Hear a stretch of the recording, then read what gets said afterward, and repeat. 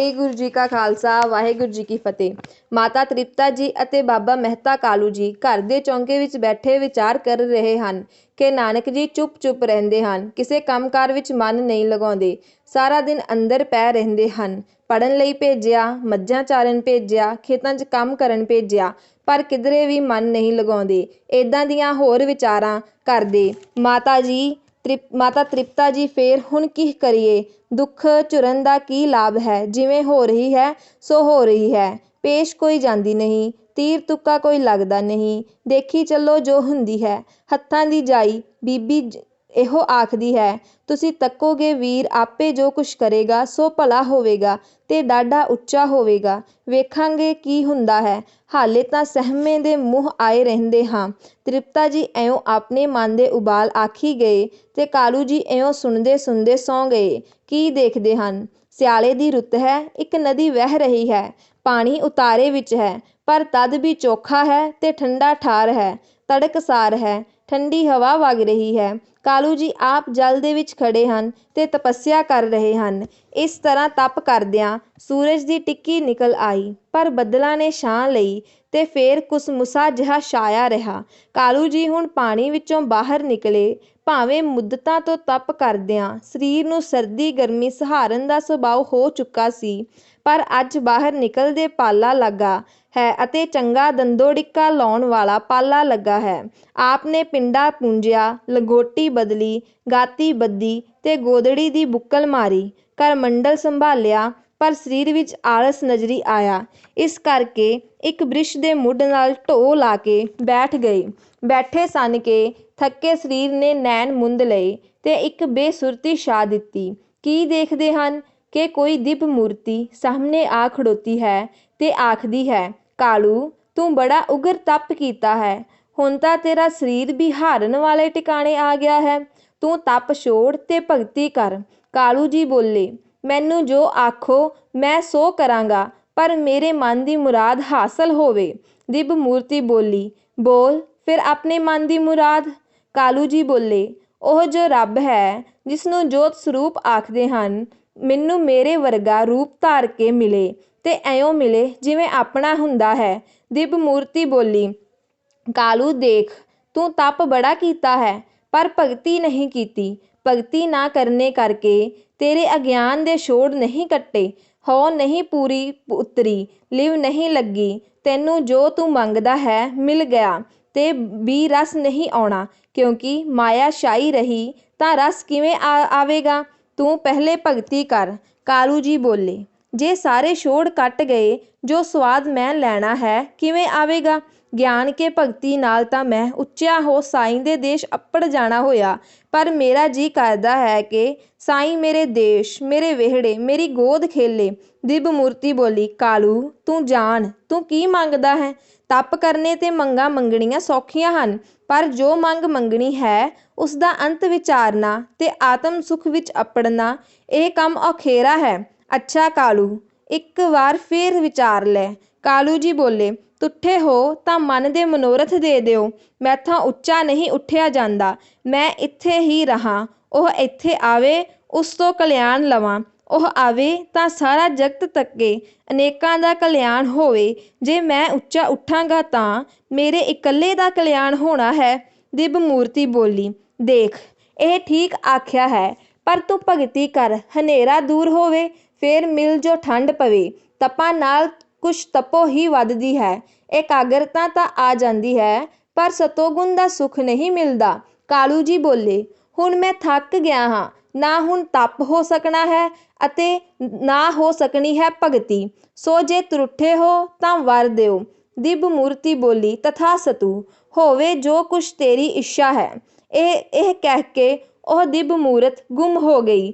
ਬਾਬਾ ਤਪਸਵੀ ਜੀ ਦੇ ਵੀ ਨੈਣ ਖੁੱਲੇ। ਇਸ ਵੇਲੇ ਦੁਪਹਿਰਾਂ ਹੋ ਚੁੱਕੀਆਂ ਸਨ ਤੇ ਬੱਦਲਾਂ ਤੋਂ ਕਿਣ-ਮਿਣ ਜਾਰੀ ਸੀ, ਪਰ ਐਨੀ ਨਹੀਂ ਸੀ ਕਿ ਗੋਦੜੀ ਭਿੱਜ ਜਾਂਦੀ। ਆਪ ਸਣੇ-ਸਣੇ ਆਪਣੀ ਕੁਟੀਆ ਵੱਲ ਆ ਗਏ ਤੇ ਲੱਗੇ ਸੋਚਣ ਕਿ ਮੈਂ ਭਲੀ ਮੰਗ ਮੰਗੀ ਹੈ ਅਰ ਵਰ ਮਿਲ ਵੀ ਗਿਆ ਹੈ, ਹੁਣ ਕਾਜ ਸਵਰ ਗਿਆ।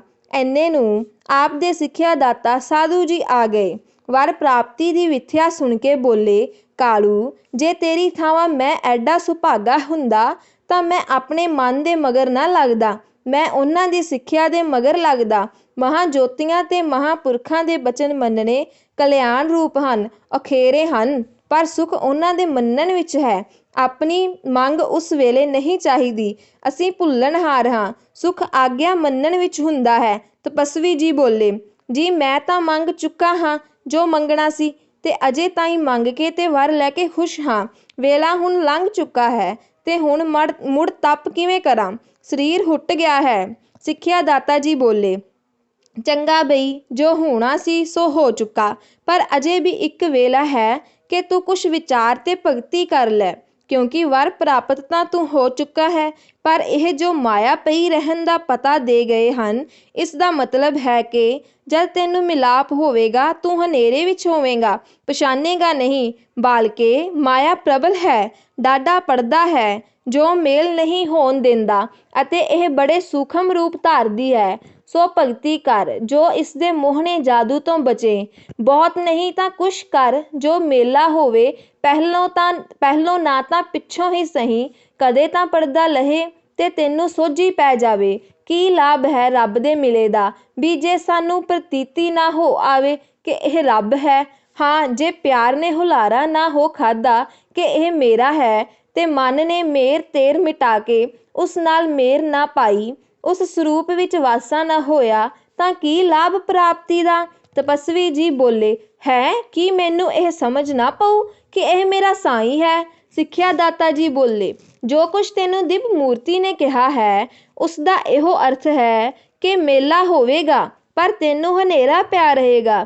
ਇਹ ਹਨੇਰਾ ਉਹਨਾਂ ਨੇ ਦੱਸਿਆ ਹੈ ਕਿ ਤੇਰਾ ਆਪਣਾ ਹੈ, ਤੇਰੀ ਹਉ ਨਹੀਂ ਕੱਟੀ ਗਈ ਹਜੇ। ਸੋ ਬੱਚਾ, ਤੂੰ ਕਰ ਨਾ ਕਰ, ਤੇਰੀ ਤੁਫੈਲ ਮੈਨੂੰ ਅੱਜ ਸੋਝੀ ਹੋ ਆਈ ਹੈ ਕਿ ਤਪਾਂ ਤੋਂ ਭਗਤੀ ਸ਼੍ਰੇਸ਼ਟ ਹੈ। ਸੋ ਮੈਂ ਤਾਂ ਭਗਤੀ ਕਰਾਂਗਾ, ਤੇ ਇਹ ਇੱਕ ਮੰਗ ਮੰਗਾਂਗਾ ਕਿ ਹੇ ਭਗਵਾਨ, ਮਿਲ ਜਿਵੇਂ ਚਾਹੇ ਮਿਲ, ਜਦ ਤਰੁੱਠੇ ਮਿਲ, ਪਰ ਇਹ ਦਾਨ ਦੇ ਕਿ ਮੈਂ ਸਦਾ ਤੇਰੇ ਪਿਆਰ ਵਿੱਚ ਰਹਾਂ, ਸਦਾ ਤੈਨੂੰ ਲੋਚਦਾ ਰਹਾਂ।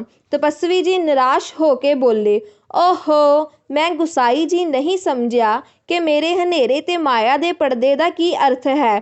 ਮੈਂ ਜਾਣਾਂ ਕਿ ਬ੍ਰਹਮ ਗਿਆਨੀ ਤੇ ਆਤਮਾ ਦੇ ਅਨੁਭਵ ਵਾਲਾ ਨਾ ਹੋਵਾਂ, ਪਰ ਇਹ ਤਾਂ ਸਮਝਦਾ ਹੋਵਾਂ ਕਿ ਆਪਣੇ ਰੱਬ ਨੂੰ ਮਨੁੱਖ ਜਾਮੇ ਵਿੱਚ ਰੱਬ ਵੇਖ ਕੇ ਇਉਂ ਪੂਜਾਂ ਜਿਵੇਂ ਮੂਰਤੀ ਨੂੰ ਪੂਜਦੇ ਹਨ, ਉਹ ਪੱਥਰ ਪੂਜਦੇ ਹਨ, ਮੈਂ ਜਿਉਂਦੇ ਨੂੰ ਪੂਜਾਂ। ਸਿੱਖਿਆ ਦਾਤਾ ਜੀ ਬੋਲੇ, ਠੀਕ ਹੈ, ਪਰ ਪੁੱਤਰ, ਤੂੰ ਉਹਨਾਂ ਦੇ ਵਾਕ ਨੂੰ ਸਮਝਣਾ ਸੀ, ਨਹੀਂ ਤਾਂ ਉਹਨਾਂ ਦੇ ਆਖੇ ਲੱਗਣਾ ਸੀ।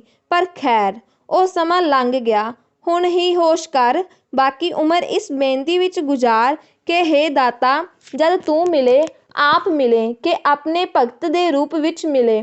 ਆਦਿ ਮੱਧ ਕੇ ਅੰਤ ਮੇਰਾ ਇਹ ਛੋੜ ਕਿਸੇ ਵੇਲੇ ਜ਼ਰੂਰ ਕੱਟੇ ਕਿ ਮੈਂ ਤੈਨੂੰ ਪਛਾਣ ਲਵਾਂ। ਤਪਸਵੀ ਜੀ ਬੋਲੇ, ਸਤ ਬਚਨ, ਪਰ ਸਾਈਂ ਜੀਓ, ਇਹ ਮੈਨੂੰ ਵਰ ਪ੍ਰਾਪਤ ਕਦੋਂ ਹੋਵੇਗਾ। ਸਿੱਖਿਆ ਦਾਤਾ ਜੀ ਬੋਲੇ, ਤੂੰ ਤਦੋਂ ਪੁੱਛਿਆ ਨਹੀਂ, ਮੇਰੀ ਜਾਚੇ ਇਹ ਚੋਲਾ ਛੋੜ ਕੇ ਹੋਸੀ। ਇਹ ਚੋਲਾ ਤੇਰਾ ਅਤੀਤ ਦਾ ਹੈ, ਤੇ ਜੋ ਤੂੰ ਮੰਗ ਮੰਗੀ ਹੈ, ਸੋ ਗ੍ਰਸਤ ਦੇ ਜਾਮੇ ਪੂਰੀ ਹੋ ਸਕਦੀ ਹੈ। ਇਹ ਕਹਿ ਕੇ ਸਿੱਖਿਆ ਦਾਤਾ ਜੀ ਬੋਲੇ, ਹੇ ਮਾਲਕ, ਹੇ ਮਾਲਕ ਕਰਦੇ ਤੁਰ ਗਏ, ਤੇ ਤਪਸਵੀ ਜੀ ਥੱਕੇ ਹੋਣ ਕਰਕੇ ਲੇਟ ਗਏ। ਲੇਟਿਆਂ ਨੇ ਜਾਤਾ ਕਿ ਚੋਲਾ ਛੁੱਟਣ ਲੱਗਾ ਹੈ, ਸੋ ਸਿੱਖਿਆ ਦਾਤਾ ਦੀ ਦੱਸੀ ਬੇਨਤੀ ਵਿੱਚ ਲੀਨ ਹੋ ਗਏ, ਪਰ ਬੇਨਤੀ ਜਾਰੀ ਰਹੀ, ਤੇ ਆਪਣੇ ਜਾਣੇ ਤਪਸਵੀ ਜੀ ਮਰ ਗਏ। ਮਰਨ ਤੋਂ ਮਗਰ ਨਵੇਂ ਦੇਸ਼ ਵਿੱਚ ਆ ਜਾਗ ਖੁੱਲੀ। ਪਹਿਲੇ ਤਾਂ ਪ੍ਰਕਾਸ਼ ਜਿਹਾ ਦਿਸਿਆ, ਫਿਰ ਹਨੇਰਾ ਆ ਗਿਆ, ਫਿਰ ਸੱਚੀ ਮੁੱਚੀ ਅੱਖ ਖੁੱਲ੍ਹ ਗਈ, ਤੇ ਕਾਲੂ ਜੀ ਕੀ ਦੇਖਦੇ ਹਨ ਕਿ ਮੈਂ ਤਾਂ ਆਪਣੇ ਹੀ ਚੌਂਕੇ ਵਿੱਚ, ਆਪਣੇ ਹੀ ਮੂੜੇ ਉੱਤੇ ਬੈਠਾ ਸੋ ਗਿਆ ਸਾਂ। ਉਹ ਘਰ ਹੈ, ਉਹ ਦਰ, ਉਹ ਚੁੱਲ੍ਹਾ ਹੈ, ਉਹ ਚੌਂਕਾ, ਉਹ ਮਹਿਤਾ ਕਾਲੂ, ਰਾਏ ਬੁਲਾਰ ਦਾ ਪਟਵਾਰੀ ਤੇ ਕਾਰਦਾਰ। ਨਾ ਨਦੀ ਹੈ, ਨਾ ਕੁਟੀਆ, ਨਾ ਤਪੀ ਕਾਲੂ ਦਾ ਗੁਸਾਈ ਜੀ, ਨਾ ਦਿਵ ਮੂਰਤੀ, ਪਰ ਡਿੱਠਾ ਸੁਪਨਾ ਅੱਖਾਂ ਅੱਗੇ ਫਿਰਦਾ ਹੈ। ਕੀ ਮੈਂ ਕਦੇ ਤਪ ਕੀਤਾ ਹੈ? ਕਿੱਧਰ ਗਿਆ ਮੇਰਾ ਤਪ? ਫਿਰ ਮੈਂ ਡਿੱਠਾ ਗ੍ਰਹਸਥੀ ਬਣ ਗਿਆ ਹੈ? ਕੀ ਇਹ ਨਿੱਕਾ ਨਾਨਕ ਆਪ ਆਇਆ ਹੈ ਤੇ ਮੇਰਾ ਵਰ ਫਲਿਆ ਹੈ? ਕੀ ਇਹ ਸੱਚਮੁੱਚ ਉਹ ਹੈ ਤੇ ਮੈਂ ਹਨੇਰੇ ਵਿੱਚ ਹਾਂ, ਮੋਹ ਮਾਇਆ ਵਿੱਚ ਹਾਂ? ਉੱਠਾਂ ਵੇਖਾਂ। ਬੌਲਿਆ ਹਾਰ ਕਾਲੂ ਉੱਠਿਆ। ਜਿਸ ਕੋਠੇ ਵਿੱਚ ਬੱਚਾ ਨਾਨਕ ਸਿਰ ਮੁੱਦਾ ਪਿਆ ਸੀ, ਕਾਲੂ ਧਾ ਕੇ ਵੜਿਆ। ਕਮਰਾ ਬਿਨ ਦੀਵੇ ਬਿਨ ਧੁੰਦ ਚਾਨਣਾ ਚਿਰਾਗ ਹੈ। ਨਾਨਕ ਨੂਰ ਦਾ ਪੁਤਲਾ ਬਿਰਾਜ ਰਿਹਾ ਹੈ। ਅਰਸ਼ ਕੁਰਸ਼ ਦੇ ਨੂਰੀ ਦੇਵਤੇ ਸੇਵਾ ਕਰ ਰਹੇ ਹਨ। ਠੰਡ ਹੈ, ਸੁਹਾਓ ਹੈ, ਰਸ ਹੈ, ਮਾਨੋ ਕੀਰਤਨ ਹੈ। ਕਾਲੂ ਨੂੰ ਇੱਕ ਵੇਰ ਤਾਂ ਮਾਨੋ ਮੂਰਛਾ ਆ ਗਈ। ਉਸ ਸਵਾਦ ਦਾ ਝੂਟਾ ਆ ਗਿਆ ਜਿਸ ਦੀ ਪੀਂਘ ਉਸਦੇ ਪੁੱਤਰ ਨੇ ਉੱਥੇ ਘੁਮਾ ਰੱਖੀ ਸੀ। ਵੇਸਵਾ ਹੋ ਕੇ ਡੰਡੌਤ ਵਿੱਚ ਪੈ ਗਿਆ ਅਰ ਬੋਲਿਆ, ਮੈਨੂੰ ਰੱਖ ਲੈ, ਮੈਂ ਭੁੱਲ ਵਿੱਚ ਹਾਂ, ਛੋੜ ਕੱਟ ਮੇਰੇ ਛੋੜ ਕੱਟ। ਪਰ ਜਦ ਕਾਲੂ ਡੰਡੌਤ ਤੋਂ ਉੱਠਿਆ, ਉਸ ਕਮਰੇ ਵਿੱਚ ਹਨੇਰਾ ਸੀ। ਨਾਨਕ ਬਾਲਕ ਤੇ ਉਸਦਾ ਜਾਇਆ ਪੁੱਤਰ ਨਾਨਕ ਉਸ ਕਮਰੇ ਵਿੱਚ ਹੈ ਨਹੀਂ ਸੀ। ਕਾਲੂ ਨੇ ਕਿਹਾ, ਕਿੱਡਾ ਚੱਕਰ ਆਇਆ, ਇੱਥੇ ਤਾਂ ਕਾਕਾ ਹੈ ਹੀ ਨਹੀਂ ਤੇ ਮੈਂ ਕਿਵੇਂ ਫਰਿਸ਼ਤੇ, ਪਾਰਖਦ, ਰਾਗ ਰੰਗ ਤੇ ਪੁੱਤਰ ਤਖਤ ਦੇ ਵਿਰਾਜਿਆ ਵੇਖ ਲਿਆ। ਸਭ ਮਾਇਆ ਹੈ, ਸੁਣੀਆਂ ਗੱਲਾਂ ਦਾ ਭੁਲੇਖਾ ਹੈ। ਮੈਂ ਗਰੀਬ ਕਾਲੂ ਦੇ ਸੁਪਨੇ ਵੇਖੋ, ਸੁਪਨਾ ਵੀ ਅਚਰਜ ਹੈ। ਸਿਰ ਫੇਰ ਕੇ ਐਉਂ ਪੈਂਦੀ ਹੈ ਮਾਇਆ। ਐਉਂ ਸੋਚਦਾ ਕਾਲੂ ਬਾਹਰ ਆਇਆ। ਪੁੱਛਿਓ ਸੁ ਨਾਨਕ ਕਿੱਥੇ ਹੈ? ਤਾਂ ਕਿਸੇ ਦੱਸਿਆ, ਬਾਹਰ ਖੇਤਾਂ ਵਿੱਚ ਫਿਰਦਾ ਪਿਆ ਸੀ। ਭੁਲੇਵਾ ਪੱਕਾ ਹੋ ਗਿਆ। ਜਾਗ ਖੁੱਲੀ, ਫਿਰ ਨੀਂਦ ਆ ਗਈ। ਤਪਾਂ ਦਾ ਫਲ ਮਿਲ ਗਿਆ, ਪਰ ਹਉ ਨਾ ਕੱਟੀ ਦਾ ਥਰ ਹਿੱਲ ਕੇ ਫਿਰ ਜੰਮ ਗਿਆ। ਵਾਹਿਗੁਰੂ ਜੀ ਕਾ ਖਾਲਸਾ, ਵਾਹਿਗੁਰੂ ਜੀ ਕੀ ਫਤਿਹ।